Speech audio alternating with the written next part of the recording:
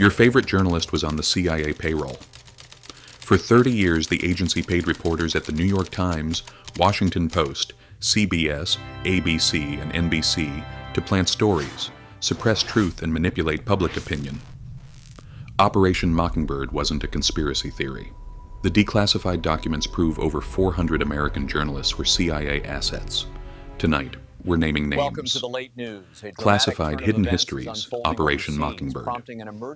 The story begins in 1948, just 3 years after World War II ended and 1 year after the CIA was created. The agency faced a problem. The Soviet Union was winning the propaganda war. Communist ideas were spreading through European newspapers, radio broadcasts, and intellectual circles. The CIA needed to fight back, but they couldn't do it openly. They needed something more subtle, more insidious. They needed to control the news itself. The architect of this plan was a man named Frank Wisner, the CIA's director of plans, and one of the agency's most ruthless operatives. Wisner had a simple philosophy. The ends justify the means. If controlling the media meant betraying the First Amendment and turning American journalism into a propaganda machine, so be it. National security demanded it, or so he claimed. Wisner called his media control operation the Mighty Wurlitzer, after the powerful theater organs that could produce an entire orchestra's worth of sound from a single keyboard. Just as one organist could control dozens of pipes to create any melody, Wisner believed the CIA could control dozens of journalists to create any narrative. He was right. The operation that would eventually be called Mockingbird started small. In 1948, the CIA began recruiting journalists who had worked in intelligence during World War II. Many reporters had served in the Office of Strategic Services, the CIA's predecessor, and they maintained their contacts with the intelligence community. These journalists became the first wave of CIA media assets, willing to plant stories, suppress information, and shape public opinion in exchange for exclusive scoops and the feeling that they were serving their country. But Wisner wanted more than a few friendly reporters. He wanted to own the news. So the CIA began purchasing media outlets outright. The first acquisition was a wire service that distributed news to hundreds of newspapers across America and Europe. By controlling the wire service, the CIA could inject stories into the mainstream media without anyone knowing the source. A fake story planted in one small newspaper could be picked up by the wire service and republished in major outlets within hours. The CIA also bought or created dozens of magazines, newspapers, and publishing houses around the world. These weren't obvious propaganda outlets. They were sophisticated publications that looked independent and credible. Encounter magazine in Britain, Der Monat in Germany, Cuadernos in Latin America. All CIA creations designed to promote anti-communist ideas while appearing to be the work of independent intellectuals. But the real power of Operation Mockingbird came from recruiting journalists at America's most prestigious news organizations. The CIA didn't need to own these outlets. They just needed to own key people inside them, and they did. The declassified documents reveal a network of over 400 American journalists who worked with the CIA, including reporters, editors, and executives at every major news organization in the country. The New York Times, which proudly calls itself the paper of record, had at least 25 journalists on the CIA payroll during the 1950s and 1960s. These weren't junior reporters. They were bureau chiefs, foreign correspondents, and editors who could decide what stories got published and which ones got buried. When the CIA needed to plan a story about Soviet aggression or suppress information about American covert operations, they called their assets at the Times. The Washington Post was even more compromised. Publisher Philip Graham was close personal friends with Frank Wisner and other top CIA officials. Graham regularly attended CIA briefings and considered it his patriotic duty to help the agency. When Graham committed suicide in 1963, his widow Katharine Graham took over the paper and continued the relationship with the CIA. The Washington Post's executive editor, Ben Bradlee, later admitted that the paper had cooperated with the CIA on numerous occasions, though he downplayed the extent of the collaboration.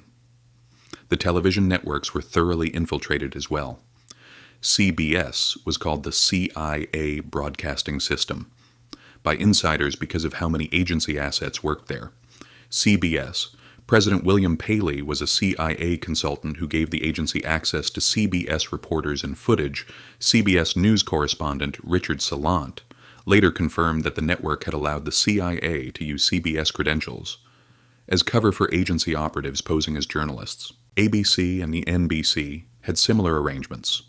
The CIA placed assets in newsrooms, used network facilities to film propaganda, and even had journalists conduct intelligence operations under the cover of reporting. When you watched the evening news in the 1960s, there was a very good chance that at least one of the reporters you saw was working for the CIA.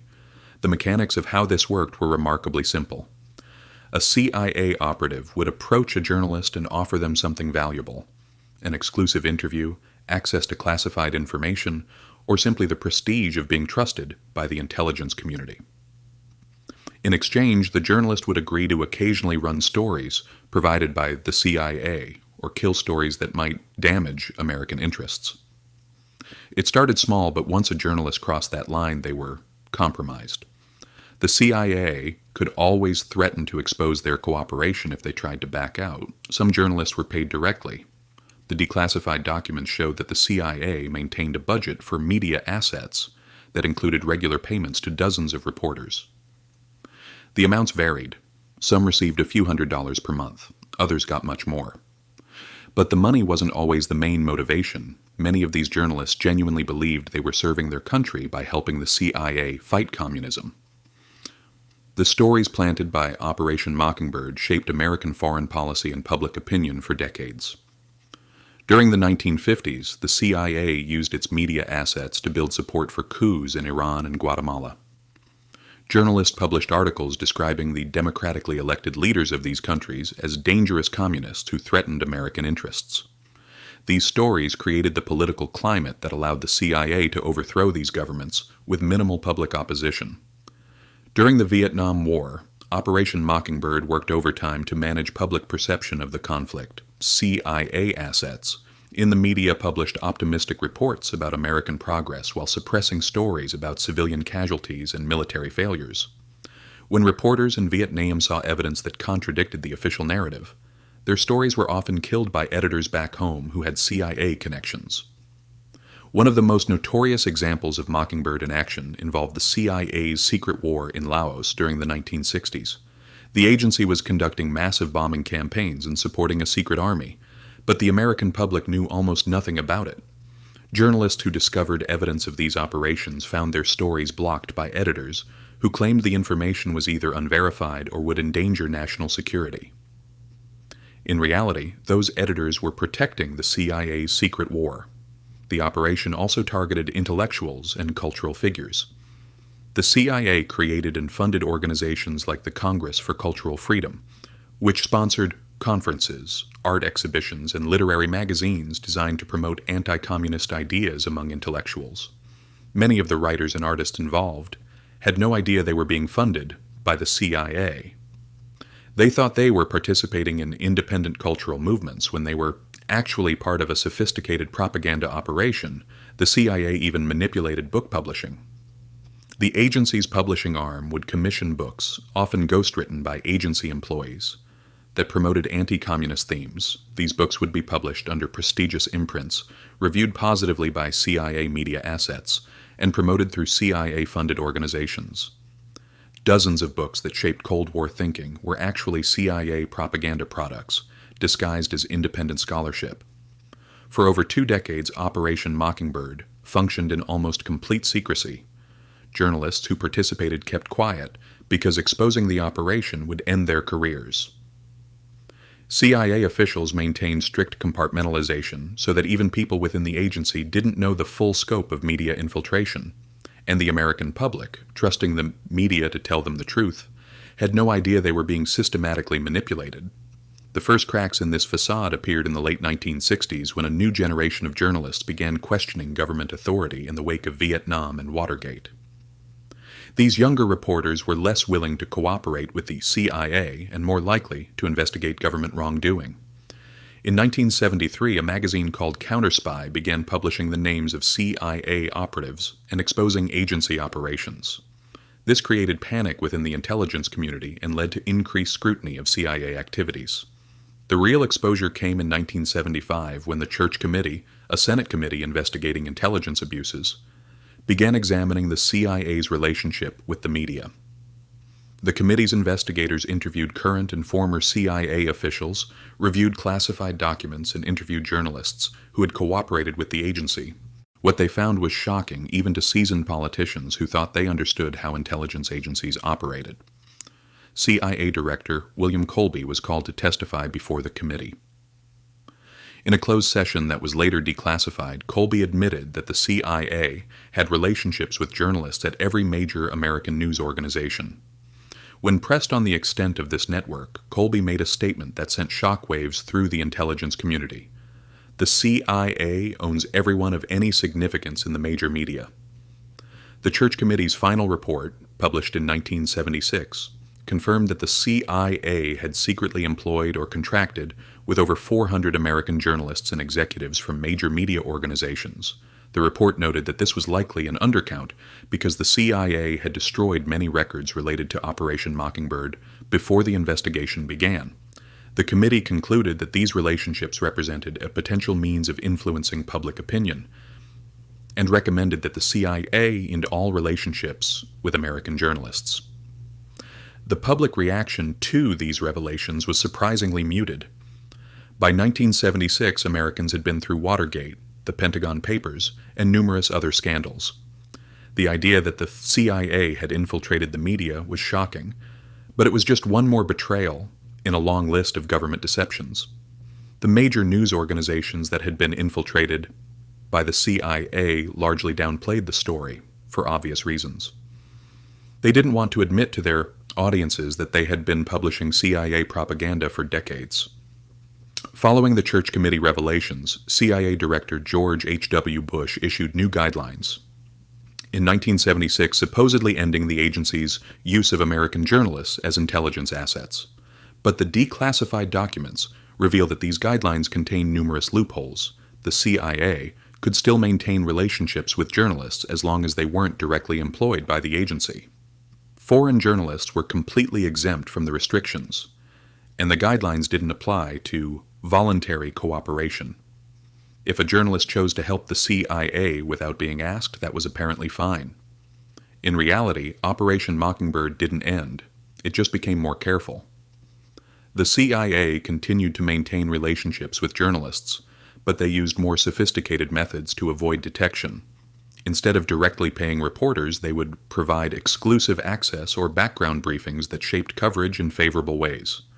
Instead of planting stories directly, they would leak information to friendly journalists who would publish it on their own initiative. The declassified documents also reveal that some of the most prominent journalists of the 1970s and 1980s maintained close CIA relationships despite the supposed reforms.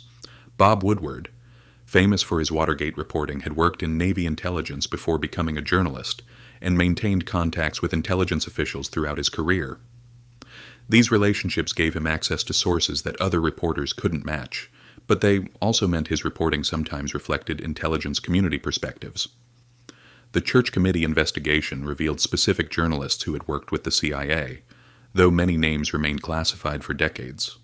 Among those publicly identified were Joseph Alsop, one of the most influential columnists of the 1950s and 1960s, who regularly consulted with the CIA and allowed the agency to review his columns before publication. Stuart Alsop, Joseph's brother and a Newsweek columnist, had a similar relationship. Both brothers saw cooperation with the CIA as patriotic, rather than a betrayal of journalistic ethics. Other named CIA media assets included C.L. Sulzberger, a New York Times correspondent and member of the family that owned the paper, Philip and Catherine Graham of the Washington Post, Henry Luce, the founder of Time and Life magazines, and William Paley of CBS. These weren't fringe figures, they were the most powerful people in American media, and they were all working with the CIA. The international component of Operation Mockingbird was even more extensive. The CIA owned or subsidized over 50 newspapers, wire services, magazines, and publishing houses around the world. These outlets published pro-American propaganda disguised as independent journalism. Many respected foreign journalists were on the CIA payroll, including prominent figures in Britain, France, Germany, and throughout Latin America. One of the most elaborate CIA media operations involved Radio Free Europe and Radio Liberty, broadcasting services that transmitted news and entertainment to Eastern Europe and the Soviet Union. These stations were presented to the public as independent organizations funded by private donations. In reality, they were completely controlled and financed by the CIA. The agency spent hundreds of millions of dollars on these operations, while maintaining the fiction that they were privately funded, until the truth was exposed in 1971. The CIA also manipulated domestic radio and television programming. The agency placed assets in newsrooms who could influence which stories got covered and how they were framed. During the 1960s, the CIA worked with television networks to produce anti-communist documentaries and news specials that appeared to be independent journalism, but were actually propaganda. The most disturbing aspect of Operation Mockingbird wasn't just that the CIA planted false stories or suppressed true ones. It was that the agency fundamentally corrupted American journalism. Once reporters began cooperating with the intelligence community, the line between journalism and propaganda disappeared. How could Americans trust the news when they didn't know which stories were genuine reporting and which were CIA plants? How could journalists maintain their independence when they were also serving as intelligence assets? The answer is they couldn't. Operation Mockingbird turned the free press into a tool of government propaganda. The Fourth Estate, which is supposed to hold the government accountable, became a partner in government deception. The consequences of this corruption extended far beyond the Cold War era. The CIA's success in manipulating the media during the Cold War established patterns and relationships that continued long after Operation Mockingbird was officially ended. The revolving door between intelligence agencies and media organizations became standard practice. Former CIA officials regularly became news analysts and commentators, bringing their intelligence community perspectives to supposedly independent journalism. When you examine major foreign policy decisions over the past several decades, you can often trace media coverage back to intelligence community narratives. The weapons of mass destruction story that justified the Iraq War in 2003 followed the same pattern as CIA media operations from the Mockingbird era. Intelligence officials leaked alarming but unverified claims to friendly reporters, who published them as fact, creating public support for war. The declassified documents from Operation Mockingbird raised troubling questions about modern media as well. If the CIA successfully infiltrated newsrooms in the 1950s and 1960s, why would we assume they stopped? The techniques have evolved. Instead of directly paying reporters, intelligence agencies now provide exclusive access, off-the-record briefings, and classified leaks that shape coverage. The result is the same: journalism that serves intelligence community interests rather than the public interest. The rise of cable news and the internet has made media manipulation both easier and more complex. There are more outlets to infiltrate, but also more independent voices that are harder to control. Intelligence agencies now focus on shaping narratives through strategic leaks, cultivating relationships with influential journalists, and using social media to amplify favorable coverage while suppressing unfavorable stories. The Twitter files released in 2022 revealed that intelligence agencies maintain close relationships with social media companies, flagging content for removal and shaping what information reaches the public. These revelations echoed Operation Mockingbird, government agencies secretly working with media platforms to control information and manipulate public opinion. The methods have changed, but the mission remains the same. Operation Mockingbird also established the template for how governments respond when their media manipulation is exposed. First, deny everything. Then, when the evidence becomes overwhelming, admit to a limited version of the truth while insisting it's all in the past. Finally, issue new guidelines that appear to end the abuses while actually preserving the essential capabilities through loopholes and semantic games. This is exactly what happened after the Church Committee revelations. The CIA admitted to some media relationships while minimizing their scope and significance. New guidelines were issued that appeared strict, but contained enough exceptions to allow the essential practices to continue. And the major media organizations that had been infiltrated cooperated in downplaying the scandal, since admitting the full truth would destroy their credibility. The journalists who participated in Operation Mockingbird generally escaped without consequences. Their careers continued, and many are still celebrated as journalism legends despite their collaboration with the CIA. Joseph Alsop is remembered as an influential columnist, not as a CIA propagandist. Ben Bradlee is celebrated for publishing the Pentagon Papers, with less attention paid to his cooperation with the CIA. The institutional memory of American journalism has been carefully curated to minimize the profession's collaboration with intelligence agencies. Today, when you watch the news or read a major newspaper, you're still likely encountering the legacy of Operation Mockingbird. The relationships between journalists and intelligence officials that were established during that era have evolved but not disappeared. The willingness of news organizations to publish government propaganda disguised as independent reporting continues. The revolving door between intelligence agencies and media companies keeps spinning. The lesson of Operation Mockingbird isn't just about what happened in the past. It's about understanding how power actually works in the present. When intelligence agencies tell us we can trust the news, we should remember that they spent decades secretly controlling it. When journalists claim independence from government influence, we should remember that hundreds of reporters at the most prestigious outlets worked as CIA assets. The declassified files prove beyond doubt that for over 30 years, the CIA manipulated American news coverage, planted propaganda, and suppressed truth. They proved that the journalists we trusted were often intelligence operatives. They proved that the free press was an illusion.